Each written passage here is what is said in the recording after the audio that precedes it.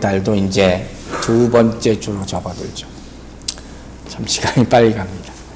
지난 주간에 저의 신상에 대해서 좀 물어보는 분들이 몇 분 계셨어요.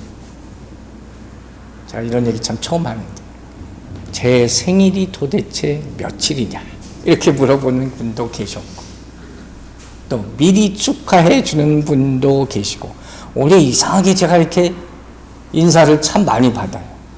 걱정이 돼서 그러는지 참 올해 유난히 제가 메시지를 많이 받았어요. 근데 여러분 생각해 보세요. 아니, 제 생일이 언제입니까? 물어보는 분한테 제가 어떻게 그걸 제 입으로 얘기를 하겠습니까? 우리 이진주 아니고, 이진은 생일 끝나면 그 다음 날부터 자기 생일 기다리니까 제가 그럴 수는 없잖아요. 그래서 제가 매년 이런 일이 있어서 오늘 딱 한 마디만 드리고 시작하려고 해요. 다른 게 아니라, 지금 모르겠어요.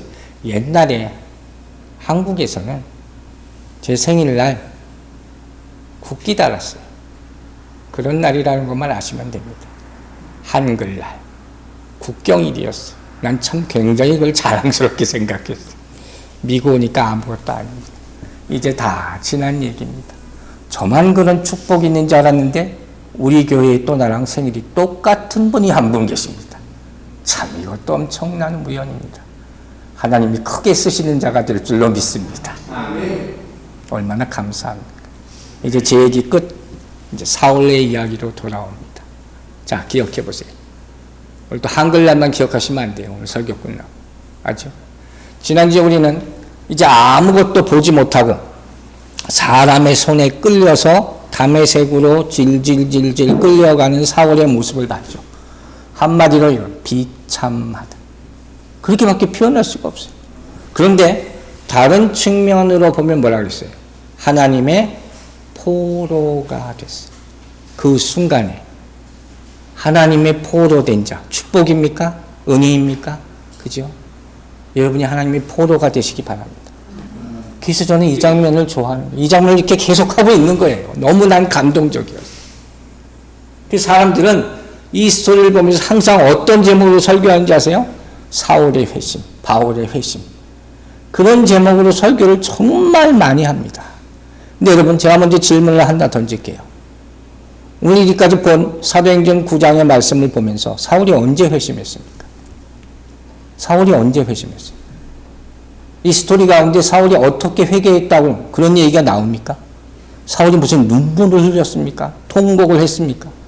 아무리 찾아봐도 그런 얘기가 안 나와요. 그죠? 회심이라는 게 영어로 컨버전이에요. 그건 컨버전 스토리라는 게 있는 거예요, 다. 근데 오늘 본문을 보면 이런 완전히 새 사람이 됐다 하는 그런 얘기가 없단 말이에요. 사울이 무슨 내가 정말로 이러한 죄를 졌습니다. 용서해 주시옵소서. 이렇게 얘기하는 모습이 여기 안 나타나요.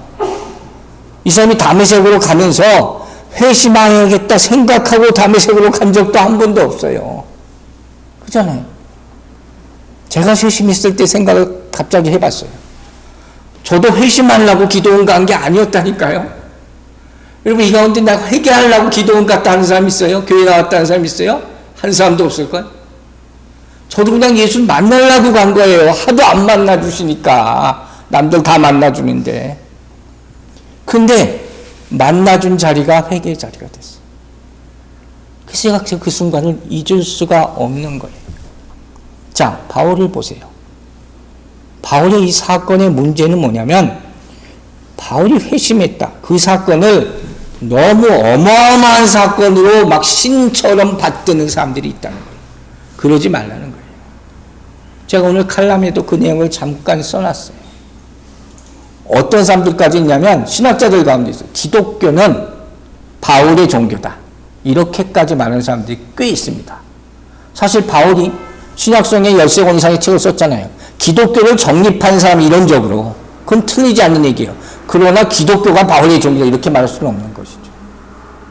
그러니까 그걸 잘못 판단하고 있다 하는 거예요. 왜? 그 이유가 뭡니까? 바울 자신이 선택한 회심이 아니기 때문에. 그걸 잊지 말라는 거예요. 그가 공부를 많이 해서 학문적으로 예수를 깨닫는 것도 아니에요. 인격적인 수양을 하다 보니까 예수 그리스도가 구세주라 발견한 것도 아니에요. 이건 뭐라 그럽니까? 철저하게 하나님의 역사였고 은혜였다. 믿으십니까? 그래서 바울이 고백하잖아요. 고린도전서 15장 10절 나중에 이런 얘기를 합니다. 그러나 내가 나 된 것은 하나님의 은혜로 된 것이니 내게 주신 그의 은혜가 헛되지 아니하여 내가 모든 사도보다 더 많이 수고하였으니 내가 한 것이 아니요 오직 나와 함께 하신 하나님의 은혜로다. 이 말 가운데 은혜라는 단어가 3번이나 들어. 아무리 생각해도 이 일은 나에게 일어날 수 없는 일이라는 거예요. 오늘 이 광경 가운데도 그가 하나님 앞에서 한 번도 내가 잘못했습니다. 내가 주님을 못 알아봤습니다. 이 죄를 용서해 이런 말 하지 않아요. 그런 변명조차 없어요. 주님이 그럴 기회도 주지 않으셨어요. 오로지 한마디 네가 핍박하는 예수다. 그러고 뭐라고 했어요? 다메섹으로 가. 그럼 네가 만날 사람이 누군가가 기다리고 있을까요? 그게 전부예요. 이런 상황을 뭐라고 그런다고요? 강권적인 역사. 들어보셨죠? 강권적.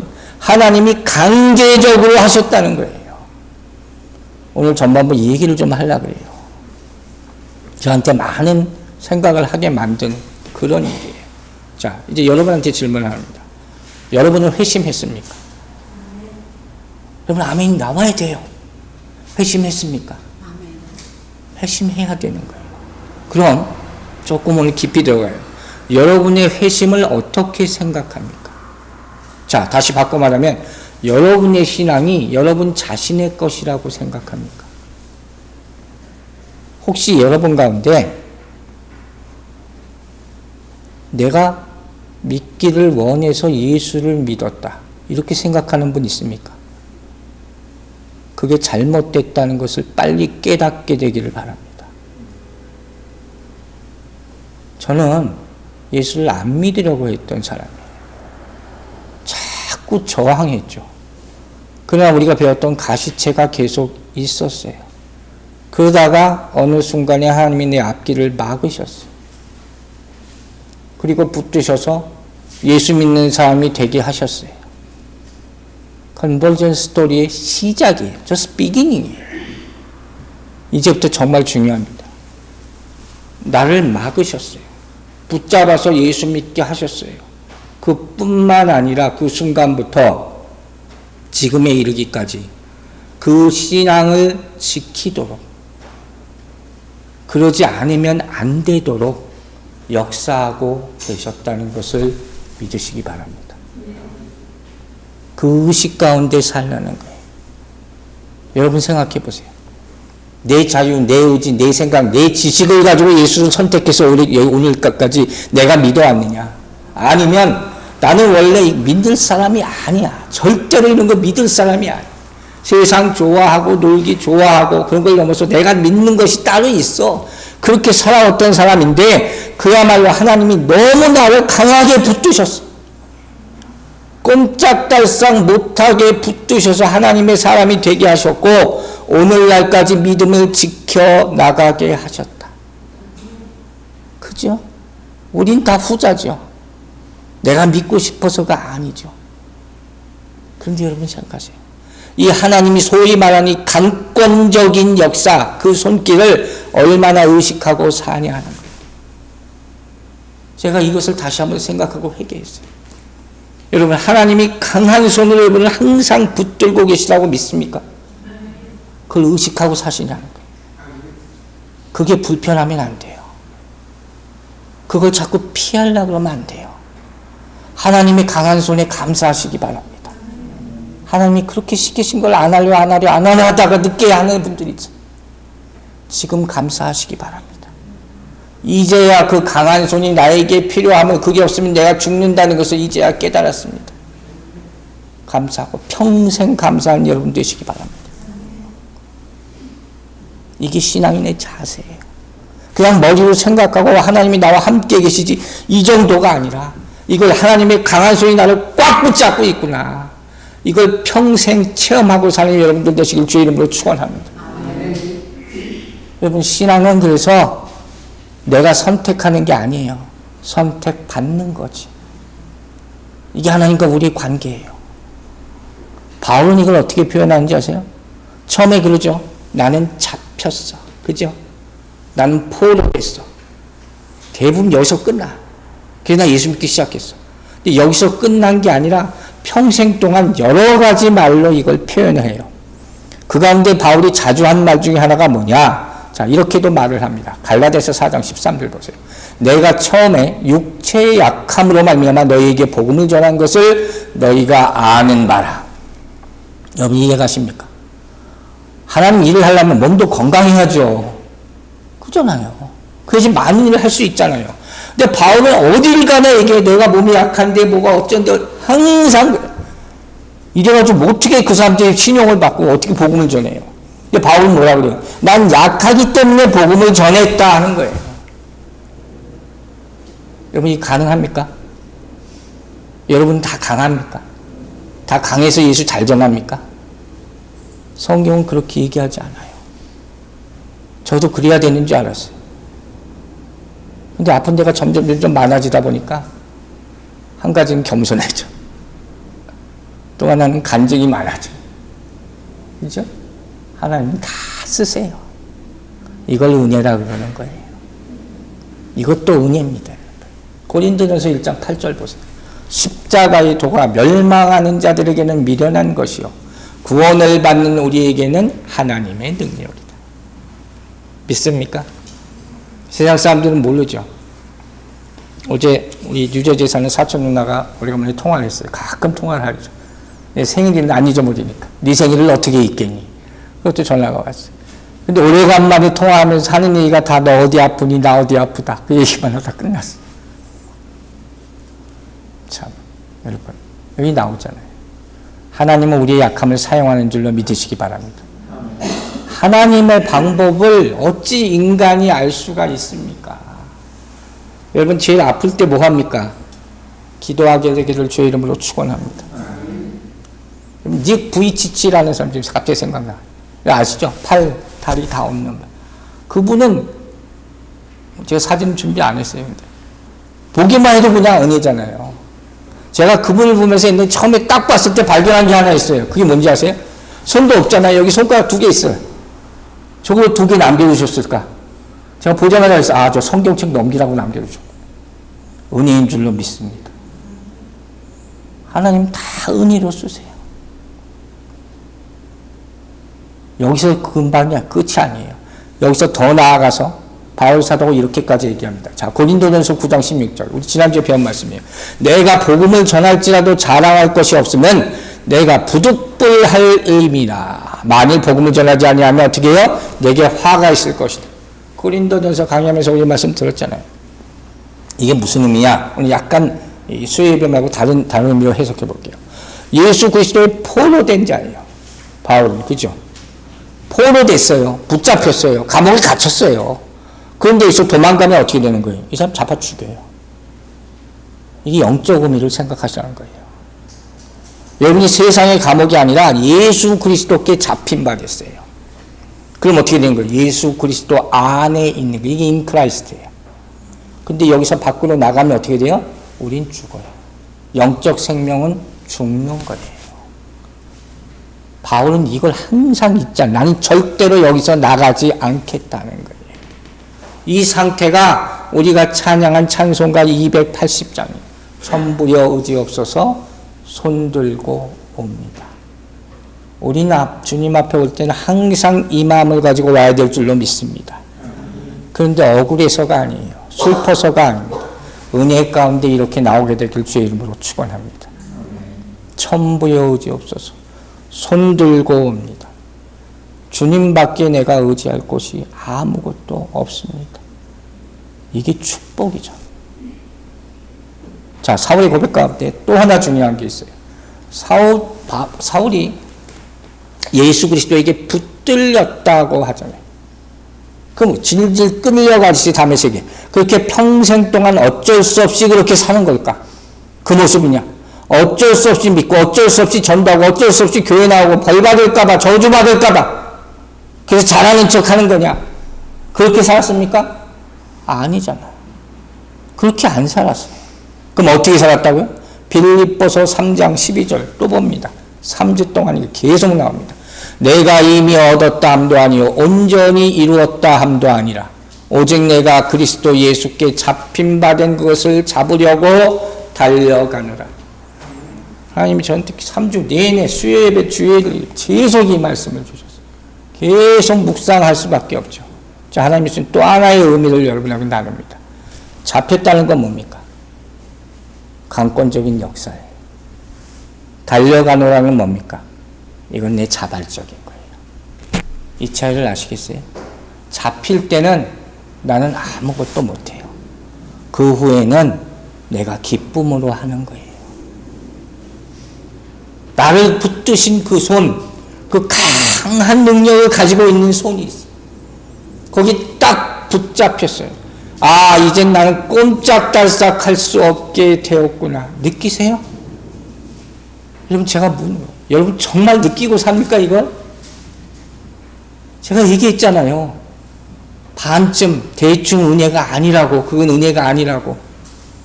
그걸 정말 느끼고 살아야 돼요. 그래야지 거기서 도망가려는 생각을 절대로 안 하는 거예요. 그리고 이제는 여기서 내가 살려면 정말 여기서 열심히 살아야 되겠구나. 그게 다름쥐 치는 거예요. 그걸 뭐라 그래요? 그걸 성화라 그러는 거예요.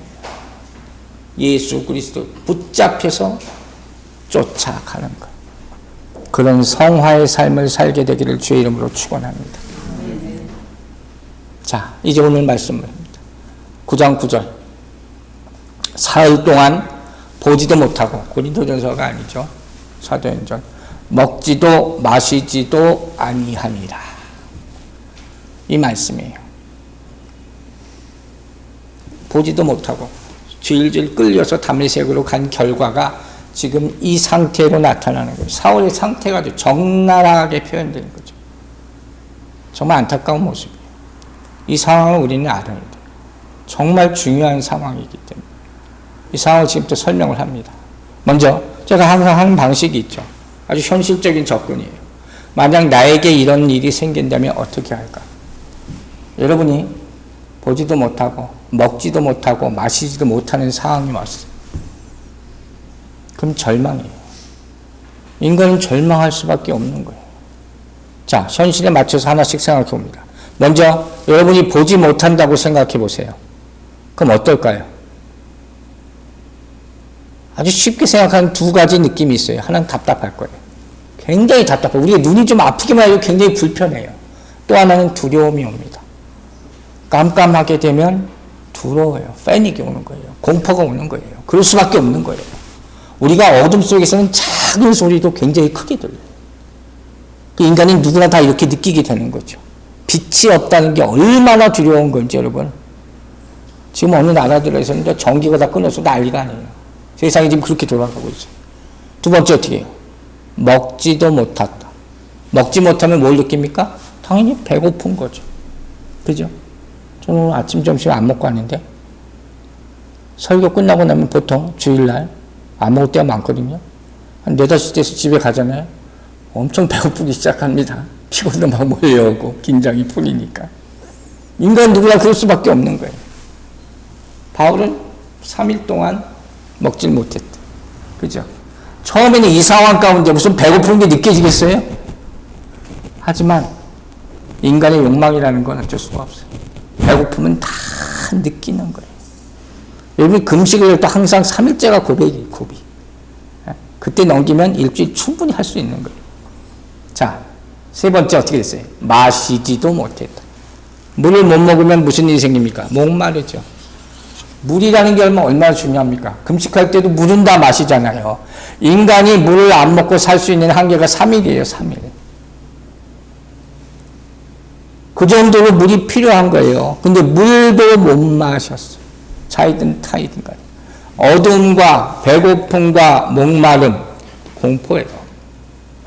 모든 인간은 이런 기본 욕망이 사라질 때 공포와 혼란 가운데 빠지게 됩니다. 자, 이제 이 상황을 영적으로 생각해 보겠어요. 먼저 보지 못한다. 여러분 잘 생각하세요. 내가 보지 못해. 그럼 여러분 뭘 할 수 있습니까? 뭘 할 수 있는 거 각자 생각해 보세요. 제가 질문을 바꿔서 물어볼게요. 내가 보지 못한다. 그럼 무엇을 구할 것입니까? 어려운 얘기 아니에요. 보게 해주세요. 이 말씀이 나오겠습니까? 나와야죠. 내 눈이 안 보이면 보게 해주세요. 당연히 나오는 거예요. 그런데 여러분 여기서 잘 들으세요. 이 상황 가운데 뭘 보여달라고 할 겁니까? 내 눈을 보여주세요. 나오겠죠. 근데 우리는 뭐라고 얘기해야 돼요? 주의 얼굴을 보게 해주시옵소서. 이렇게 기도할 수 있게 되기를 바랍니다. 자, 마가복음 10장 51절에 귀한 말씀이 있어요. 예수께서 말씀하여 이르시되 내게 무엇을 하여 주기를 원하느냐? 맹인이 이르되 선생님이여 보기를 원하니라. 그죠? 맹인 바디메오가 고침을 받아요. 어떻게 고침을 받습니까? 먼저 이 사람 보기를 원한다 구한단 말이에요. 그리고 그 결과가 10장 52절에 나와요. 예수께서 이르시되 가라 내 믿음이 너를 구원하였느니라 하시니 그가 곧 보게 되어 예수를 길에서 따르니라. 이 순서를 잘 보세요. 믿음에 대해서 먼저 얘기하시고 그 다음에 보게 되고 그 다음에 팔로우가 되는 거예요. 따라가게 되는 것이죠. 그 순서가 참 특별하죠. 이 바디메오는 주님에 대한 소문을 듣고 그를 따라다녀요. 예수님 따라다녀. 그리고 그 앞에서 한 거 아무것도 없어요. 주여 나를 불쌍히 여겨주시옵소서. 이 얘기 딱 하나 한 거예요. 그러니까 주님께서 고쳐주시는데 어떻게? 영을 먼저 고쳐주시고 육의 눈을 고쳐주시고 길을 열어주시고. 아시겠어요? 이 순서대로 가는 거예요. 결국 이 사람 어떻게 돼요? 예수의 사람이 돼서 예수를 따라가게 되는 거죠. 눈만 고치는 게 아니에요. 영의 눈이 열리게 되는 것이에요. 그리고 살 길이 열리게 되는 줄로 믿으시기 바랍니다. 그럼 이제부터 어떻게 해야 돼요? 영안이 열리게 해 주십시오. 기도하세요. 그때 여러분의 살 길이 열릴 줄로 믿습니다. 자, 그럼 사울로 돌아와서 봅시다. 사울은 이미 주님의 음성을 들었잖아요. 이미 들었어요. 그러면 그 다음에 뭐가 궁금해져야 될까요? 이미 얘기했어요. 들었어요. 그러면 뭐가 궁금해져야 돼요? 뭘 구해야 돼요? 얼굴. 성경을 보세요. 다 이 패턴이에요. 얼굴이 보고 싶어져야 되는 거예요. 그러면 어떤 일이 생기는지 아세요? 욥이 먼저 얘기합니다. 욥기 42장 5절 6절 유명한 말씀이죠. 내가 주께 대하여 귀로만 듣기만 하옵사오니 이제는 눈으로 주를 배웁나이다. 들었어요. 이제 봅니다. 자, 여기서 조금 더 나가서 그 다음 절 보세요. 그러므로 내가 스스로를 거두어드리고 티끌과 죄 가운데서 어떻게 해요? 회개하나이다. 여러분 보셨어요? 믿음은 들음에서 납니다. 들으셨죠? 그러면 어떻게 당연히 돼야 돼요? 주를 더 보고 싶어져야 돼요. 그리고 그 길 가운데 뭐가 나오는 거예요? 회개가 나타나는 거예요. 회개가. 주를 보지 않으면 회개할 수 없어요.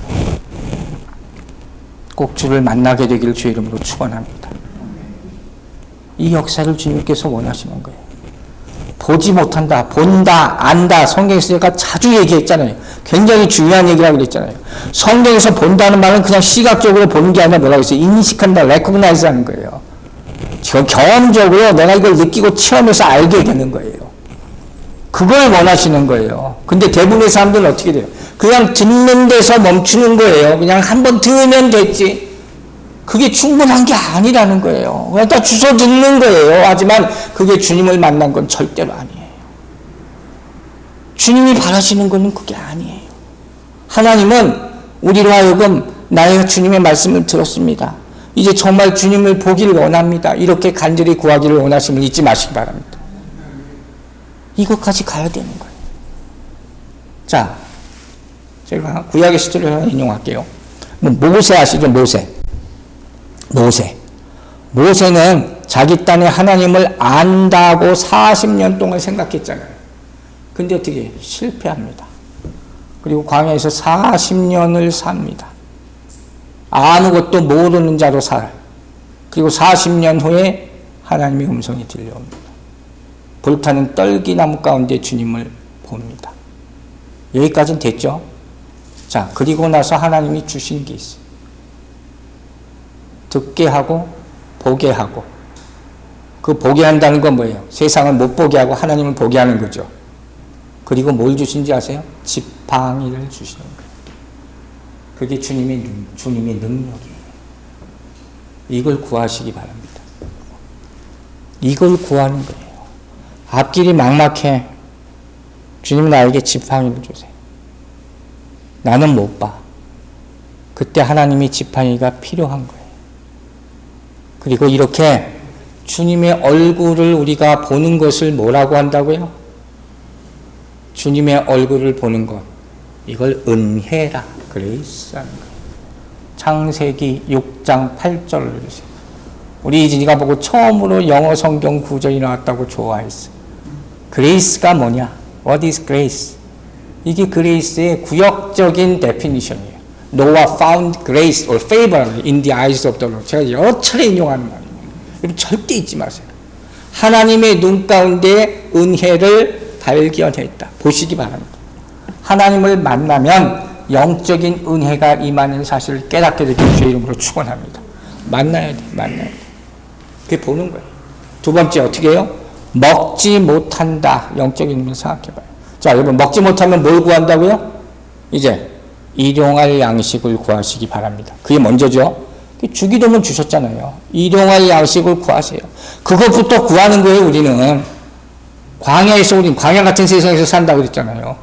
그럼 광야에서 우리가 뭘 먹고 삽니까? 어떻게 먹고 삽니까? 출애굽기가 얘기해줘요. 자, 뭐라고 그랬어요? 만나. 광야 40년 동안 이 사람들 만나를 먹고 살았어요. 출애굽기 16장 4절 봅니다. 그때 여호와께서 모세에게 이르시되 보라 내가 너희를 위하여 하늘에서 양식을 비같이 내리리니 백성이 나아가서 일용할 것을 날마다 거둘 것이라. 믿습니까?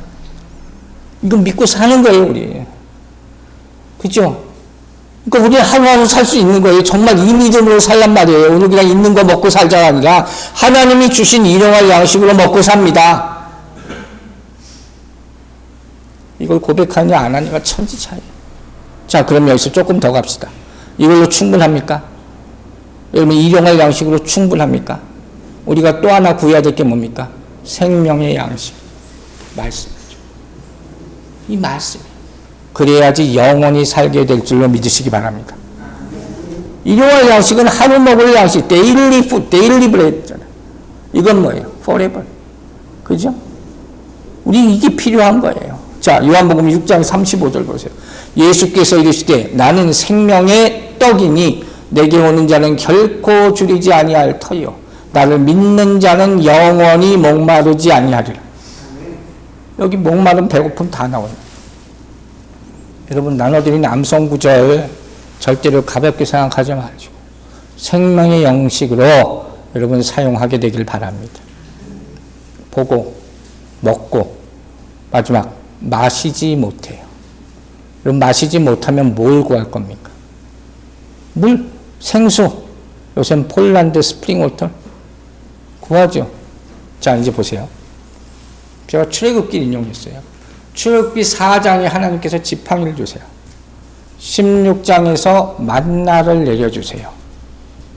17장에 무슨 얘기 나오는지 아세요? 자, 17장, 출애굽기 17장 6절 보세요. 내가 호렙산에 있는 그 반석이 거기서 내 앞에 서리니 너는 그 반석을 치라. 그것에서 물이 나오리니 백성이 마시리라. 그렇죠? 성경을 잘 보세요. 모세에게 지팡이를 주시고 눈을 주셨죠. 만나를 주시고 먹을 것을 주셨죠. 그리고 반석에 물을 주셨어요. 마실 걸 주셨어요. 이게 나의 하나님 되신 줄로 믿으시기 바랍니다. 그죠? 이제 여러분 뭘 구하겠습니까? 반석 되시는 예수 그리스도 생명수를 구하시기 바랍니다. 이걸 뭐라 그래요? 성령이라고 합니다. 성령. 우리가 구할 건 성령이에요. 요한복음 3장 5절 봅니다. 예수께서 대답하시되 진실로 진실로 내게 이르노니 사람이 물과 성령으로 나지 않으면 하나님 나라에 들어갈 수 없느니라. 유명한 말씀이죠. 구원의 말씀. 물과 성령이 뭐라고 설명했어요? 물 이퀄 성령이에요. 물, 성령 똑같은 의미란 말이에요. 이 성령이 뭐예요? 변화시키는 능력이 성령이에요. 이게 중요한 거예요. 변화시키는 능력. 성령이 우리를 변화시킨다는 것, 이 비밀을 꼭 깨달으시기를 바랍니다. 자, 보세요. 그러면 누가 이 비밀을 깨달을 수 있을 것 같아요? 성령이 변화시키는 능력이 여러분 아십니까? 모르는 사람이 대부분이에요. 누가 이 비밀을 깨달을 수 있었을까? 가나 혼인잔치 스토리에 나와 있어요. 자, 요한복음 2장 9절 봅니다. 연회장은 물로 포도주를 맛보고도 어디서 났는지 알지 못하되 물떠온 하인들은 알더라. 하인들만 이 비밀을 알아요. 연회장이 신랑을 불러. 이 어떻게 알아요? 하인들은 어떻게 알았을까? 여러분 이 비밀을 아세요? 자, 5절을 보면 요한복음 2장 5절에 이렇게 나와 있어요. 그의 어머니가 하인들에게 이르되 너희에게 무슨 말씀을 하시든지 그대로 하라 하니. 짐작이 갑니까? 자, 8절 보세요. 이제는 떠서 연회장에게 갖다 주라 하심에 갖다 주었더니 누가 기적을 봅니까? 순종하는 자가 기적을 봅니다. 아시겠어요? 순종하는 자에게 성령이 임할 줄로 믿으시기 바랍니다. 이 교회가 순종할 때 성령이 임하고 포도주가 물이 되는 기적이 나타나게 될 줄 믿으시기 바랍니다. 여기에 달려있는 거예요. 이제 보세요. 자, 그럼 이 상황은 과연 누가 만드신 겁니까? 보지도 못하고 먹지도 못하고 마시지도 못하는 이 상황 누가 만드셨어요? 하나님. 사흘이나 금식해야 되겠어. 최소한 사흘은 해야지. 이게 아니에요. 제가 처음 몇 주 전에 이 설교를 준비했을 때 금식을 선포할까 생각을 했었어요. 이제 생각을 바꿨어요. 근데 이건 잊지 마세요. 하나님이 여러분에게 강권적으로 금식을 시킬 때가 있습니다. 여러분 아시죠? 아, 내가 정말 금식해야 되겠구나. 그런 생각이 들 때가 있어요. 그럼 그때는 반드시 하시라는 거예요. 그땐 정말 해야 되는 거예요. 제가 얘기를 할게요. 만약에 그걸 못하고 나서 어떤 상황이나 음성이 들릴 수가 있거든요. 꼭 그렇게 됩니다.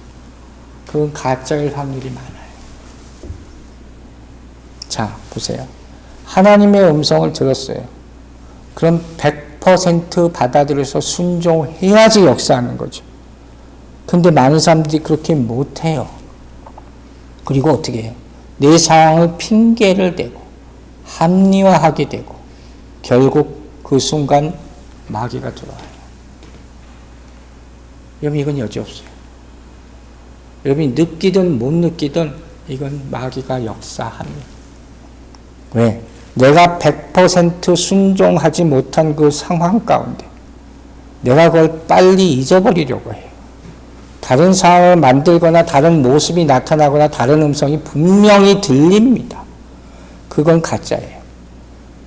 그건 내가 만들어낸 거거나 아니면 사단이 하는 일. 여기 속지 마시라는 거예요. 자, 제가 중요한 예를 하나 합니다. 마태복음 4장을 보면 예수님께서 사단에게 시험을 받는 일이 있죠. 그 스토리의 큰 주제 가운데 하나가 분별이에요. 우리에게는 분별이에요.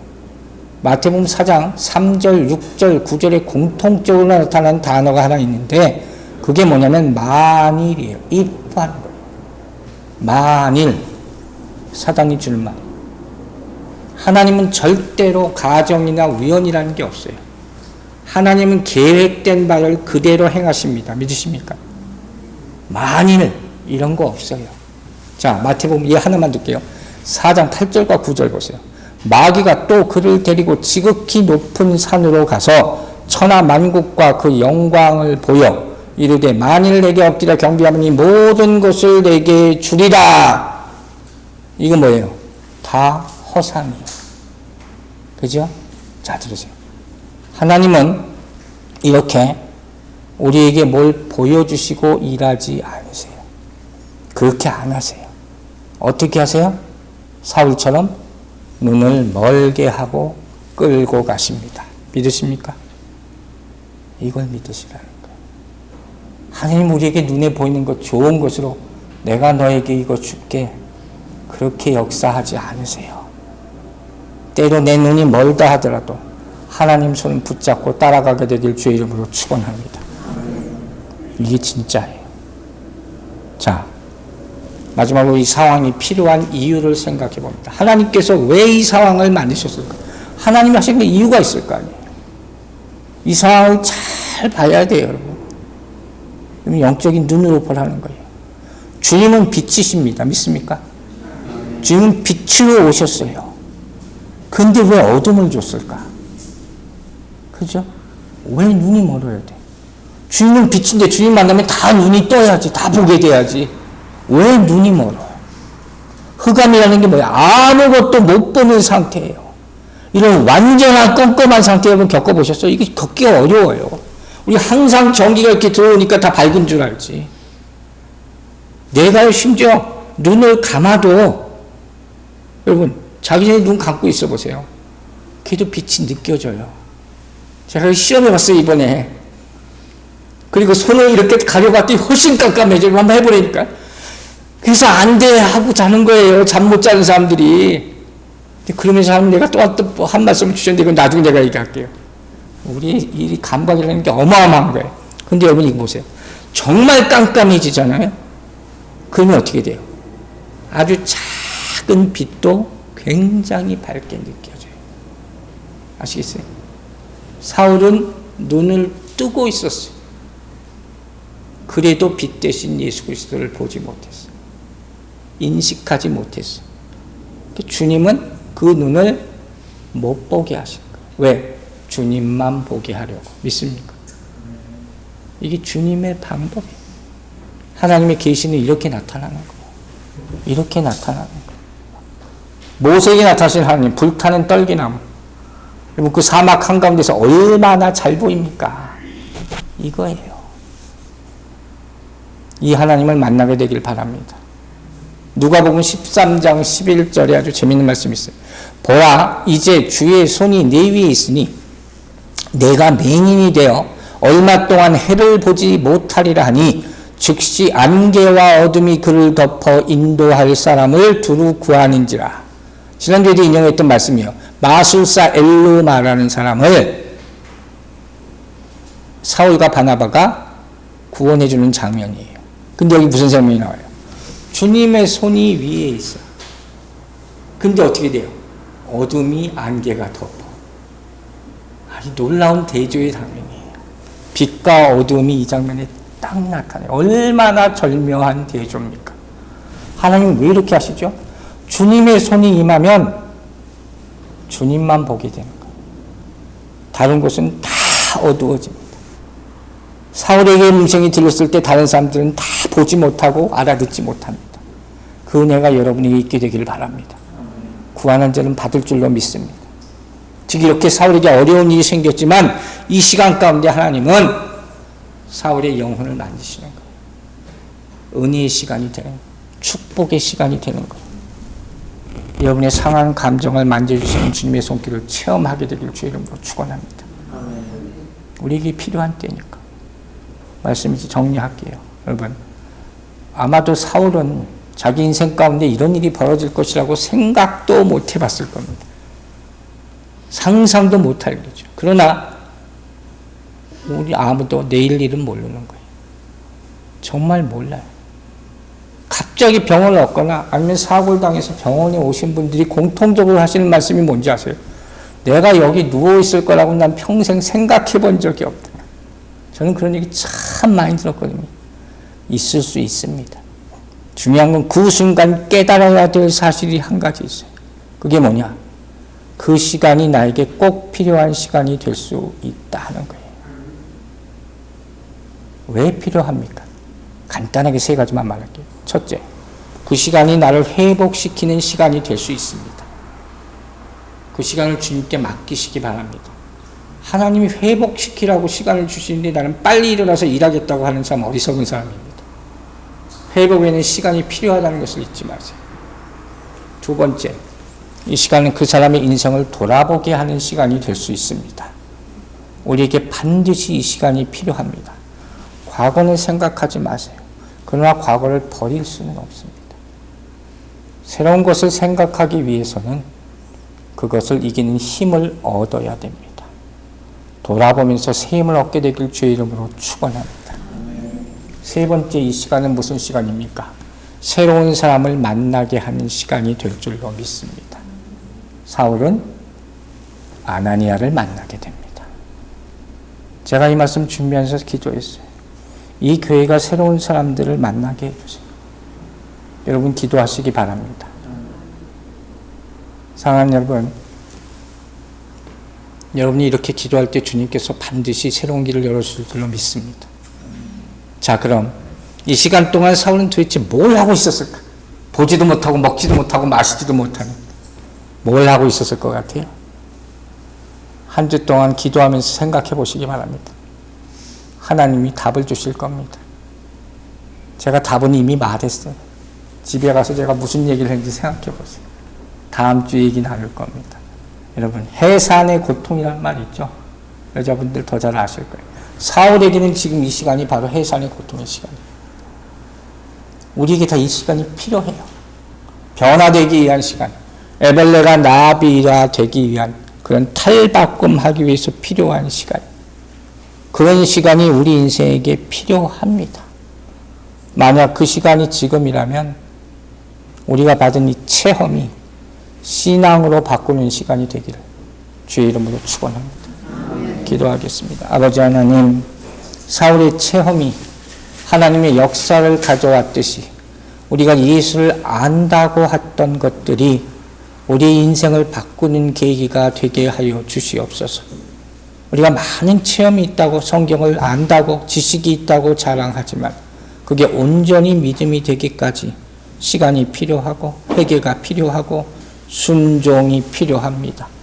이 모든 과정 가운데 우리가 긴 터널 같은 시간을 보내고 있지만 빛이 조금씩 보이게 하여 주시고 거기에 소망을 갖고 이 힘든 시간들을 이겨내게 하여 주시옵소서.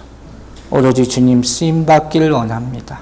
간절히 소망하며 예수 그리스도의 이름으로 기도했습니다. 아멘. 다 함께 찬